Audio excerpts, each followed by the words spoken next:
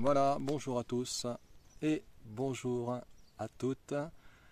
En ce vendredi 8 avril 2022, voilà, je suis heureux de passer quelques instants avec vous, avec les internautes. Je me trouve sur la région de l'Entre-deux, et plus particulièrement dans les hauts de l'Entre-deux, dans la forêt. Je suis parti un peu là m'oxygéner. Et ça fait du bien, voyez-vous, de couper un peu avec les bruits de la ville, avec les activités, voyez-vous, de la ville. Et il est bon de faire un peu de sport, pour le moral, pour la santé, c'est bon, pour éviter tous les problèmes de diabète, les problèmes cardiovasculaires. Alléluia. En tout cas, je suis content d'être avec vous. Voilà, cela me fait chaud au cœur. Je suis très heureux. Et ce matin, en conduisant, je pensais à cette parole que David a dit dans le psaume 103, « Mon âme bénit l'Éternel et n'oublie aucun de ses bienfaits. » Alléluia. Voilà, mon âme bénit l'Éternel et n'oublie aucun de ses bienfaits. Vous savez, l'homme par nature est oublieur. Je pense que vous êtes comme moi, que je suis comme vous, et il nous est tous certainement arrivé à un moment ou à un autre d'oublier. Par exemple, d'oublier nos clés, d'oublier, je ne sais pas, d'oublier par exemple un papier important, ou d'oublier une chose ou une autre. Mais il faut faire attention avec le Seigneur d'oublier ce que le Seigneur a fait pour nous.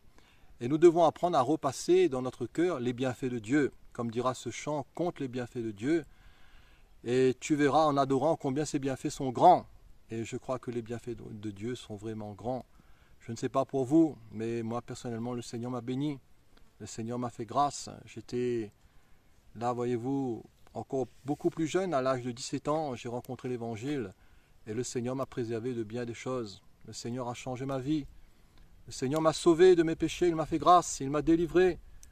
Et je suis ce que je suis. Mais par la grâce de Dieu, je suis heureux. Voilà, je suis tout heureux parce que le Seigneur est là. Il est avec moi. Chaque jour, il est là. Et je peux lui parler. Voilà, je peux lui faire part de mes peines quand des fois je suis malheureux. Je ne sais pas pour vous, mais il m'arrive des fois d'être malheureux. Des fois on peut être triste, des fois on peut être abattu, des fois on peut être souffrant aussi. La maladie, c'est pas agréable la maladie. Mais là voilà, on est avec le Seigneur, il est là. Et il entend nos cris, il entend nos prières, il est merveilleux. En tout cas, je bénis le Seigneur pour ses bienfaits. Et je suis d'accord avec David. David a dit, mon âme bénit l'Éternel et n'oublie aucun de ses bienfaits. L'homme par nature est oublieur. Souvenons-nous d'Israël, de ce peuple que Dieu a délivré de l'Égypte, de la servitude, de l'esclavage. Et Dieu l'a fait sortir à main forte et à bras étendus de l'Égypte, de Mitzraïm.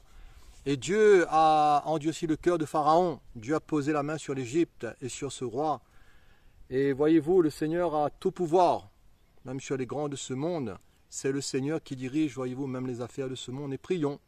Prions aussi pour les autorités, les gouvernements. C'est une recommandation de l'apôtre Paul. Prions aussi pour l'Ukraine, où nous voyons tous ces bombardements, nous voyons tous ces gens qui meurent, ces femmes qui sont là, ces femmes enceintes dans les hôpitaux qui sont bombardées, ces gens, tous ces cadavres dans les rues. Et prions aussi particulièrement pour cet homme Poutine, pour que Dieu pose ses mains sur cet homme. Et si, frères et sœurs chrétiens, nous nous unissons dans l'esprit, nous prions les uns et les autres, ensemble, pour que Dieu protège nos frères et sœurs en Ukraine. Je suis sûr que le Seigneur aplanira, que le Seigneur, voyez-vous, pourra changer le mal en bien. Prions aussi pour ces élections de dimanche qui arrivent, les élections présidentielles. C'est vrai que le Seigneur sait par avance qui sera élu, mais il nous faut prier. Prier pour les autorités, pour que nous menions une vie paisible et tranquille. Donc le psalmiste dira, mon âme bénit l'Éternel et n'oublie aucun de ses bienfaits. L'oubli, il faut faire attention d'oublier.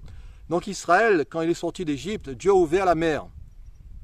Vous rencontrez quel miracle merveilleux, ouvrir la mer. Ils sont passés à sec et la mer s'est refermée sur leurs ennemis. Dieu a précipité le cheval et son cavalier dans la mer. Et Israël est sorti à main forte et à bras étendus. Dieu a étendu sa puissance. Plus tard dans le désert, Dieu a envoyé la manne. Et chaque jour, voyez-vous, la manne tombait. Et Jésus nous dit, donne-nous aujourd'hui notre pain quotidien. Chaque jour, Dieu nous donne une portion pour pouvoir, voyez-vous, tenir le coup et marcher aussi avec lui. Donc Israël a vu la main de Dieu.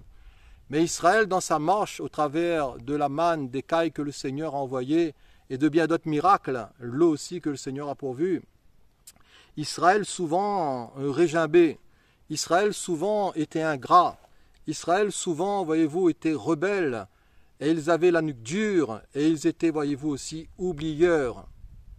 Et souvent, ils ont oublié ce que Dieu avait fait. Et ils voulaient retourner en Égypte, dans la servitude. Prenons garde, voyez-vous, un peu comme la femme de Lot, qui s'est retournée en arrière et qui a été transformée en statue de sel. La facture pour elle a été bien salée. Voyez-vous, il faut faire attention. Le meilleur est devant.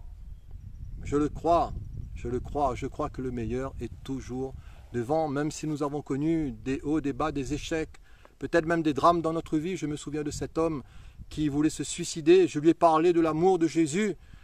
Et voyez-vous, je crois que le Seigneur a fait une œuvre dans sa vie. Cet homme était complètement désespéré. Mais je lui ai dit, cher ami, avec Jésus, il y a de l'espoir. Il y a de l'avenir. Le Seigneur peut relever ses décombres dans ta vie. Il peut te donner une famille. Il peut te donner un foyer. Il peut te donner des enfants. Il peut te donner une vie nouvelle. Il peut multiplier ses bienfaits dans ta vie. Lui, il était enfermé dans ses pensées. Il était enfermé dans sa tête, dans cet esprit suicidaire. Mais je lui ai parlé de l'amour de Jésus. Et l'amour de Jésus est quelque chose de merveilleux. Compte les bienfaits de Dieu. Je me souviens aussi, en lisant la Bible, à l'instant, de ces 10 lépreux qui sont venus vers Jésus. Et ils ont tous été guéris. Et un seul est revenu vers Jésus pour glorifier Dieu. Un seul est revenu vers Jésus pour le louer, pour l'adorer, pour le glorifier. Et où sont les 9 autres? Où sont-ils? Où sont-ils? Je me pose la question s'il n'est pas plus facile de guérir les gens de leur maladie que de les guérir de leur ingratitude. Le cœur de l'homme est dur, le cœur de l'homme est méchant, le cœur de l'homme est oublieur et souvent rebelle. Et que le Seigneur nous aide, frères et sœurs, à toujours nous souvenir des bienfaits de Dieu. Les bienfaits de Dieu, c'est que Dieu pardonne aussi nos péchés, dira le psalmiste. C'est lui qui nous pardonne de tous nos péchés. Et souvenons-nous toujours de l'œuvre de la croix. Quoi qu'il nous arrive, quoi qu'il advienne, souvenons-nous toujours par la foi de ce que Jésus a fait. Jésus a été crucifié pour nos péchés, il a été brisé pour nos iniquités. Et le châtiment qui nous donne la paix est tombé sur lui. Et c'est par ces meurtrissures que nous avons été guéris. Ayons toujours foi par la grâce de Dieu dans l'œuvre, dans les mérites du Seigneur Jésus, dans sa mort et dans sa résurrection. C'est par le sang de Jésus que nous sommes purifiés. Ce n'est pas par les œuvres, ce n'est pas par des carèmes, ce n'est pas par des efforts particuliers, ce n'est pas par l'or et l'argent que nous avons été rachetés de notre vaine manière de vivre, mais c'est par le précieux sang de Jésus comme d'un agneau sans défaut et sans tache. David parlait à son âme. Et David dira à mon âme, bénis l'Éternel et n'oublie aucun de ses bienfaits. Que le Seigneur nous garde de l'oubli. Seigneur, rafraîchis-moi toujours la mémoire. Et aide-moi, Seigneur, toujours à te glorifier. C'est lui, le Seigneur, qui nous pardonne de nos péchés. Dira le psalmiste, c'est lui qui nous guérit aussi de toutes nos maladies. Le Seigneur est bon. Prions pour que Dieu nous renouvelle. Il a le pouvoir de nous rajeunir. Il a le pouvoir, le Seigneur, je le crois, de nous vivifier, de nous renouveler dans notre santé, dans notre morale, dans notre psychique, dans nos organes, dans nos reins, dans notre vue, peut-être qui s'affaiblit. Le Seigneur a le pouvoir de nous toucher dans nos os, dans nos organes, dans notre corps. Et je crois que la guérison est sous ses ailes. Je crois aussi que le temps des miracles n'est pas passé. Certains disent que les miracles n'existent plus. Ça existait seulement dans le temps de Jésus. Moi, je dirais foutaise. Vous savez pourquoi? Parce qu'il y a plus de malades de nos jours que dans le temps de Jésus. La population, voyez-vous, a beaucoup augmenté. Les maux ont beaucoup augmenté. Les maladies ont beaucoup augmenté. Voyez les hôpitaux qui sont prêts à craquer. Voyez tous ces asiles psychiatriques. Voyez tout dans le corps médical, toutes les branches. Voyez-vous de spécialistes qu'il y a. Il y a tant de maux. Il y a tant de souffrances. Mais le Seigneur Jésus veut nous prendre en charge. La bonne nouvelle de l'Évangile, c'est que Jésus est venu non seulement pour nous sauver de nos péchés par la foi. Quand nous croyons dans le Christ Jésus, le Seigneur nous délivre de nos péchés. C'est la vérité, c'est une certitude. Et celui qui a le Fils, il a la vie. Pas qu'il aura la vie, mais il a la vie. Nous sommes déjà sauvés. Nous sommes déjà dans le royaume des cieux. Nous sommes déjà dans le royaume de Dieu. Par la foi en Christ, nous régnons déjà. Pour tous ceux qui l'ont reçu, la Bible nous dit même dans Éphésiens que nous sommes assis avec Christ dans les lieux célestes. Par la foi. Mon âme bénit l'Éternel et n'oublie aucun de ses bienfaits. Parce que c'est lui le Seigneur qui te pardonne de tous tes péchés. C'est lui le Seigneur qui te guérit de toutes tes maladies. C'est lui le Seigneur qui te fait rajeunir comme l'aigle. Le Seigneur a un pouvoir de reconstruction, cher ami, je le crois. Je crois que si ta vie est brisée, je crois que si ta vie est cassée, je crois que si tu as touché au bas-fond de la drogue, au bas-fond du péché, au bas-fond de l'occultisme, au bas-fond de la prostitution, il y a des gens, voyez-vous, qui sont vraiment tombés bas. Mais le Seigneur n'est pas venu appeler des justes. Le Seigneur est venu pour chercher les malheureux. Le Seigneur est venu pour chercher aussi les misérables. Et cher ami, peut-être que tu es dans un état de misère, toi qui m'écoutes. Peut-être que tu es dans un état et dans une situation lamentable.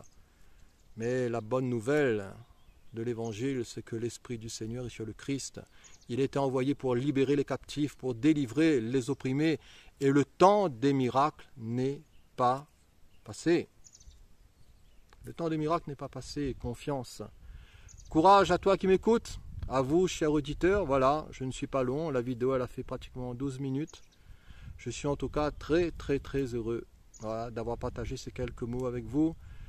Que Dieu vous bénisse et à la prochaine, Dieu voulant. Voilà, merci à vous.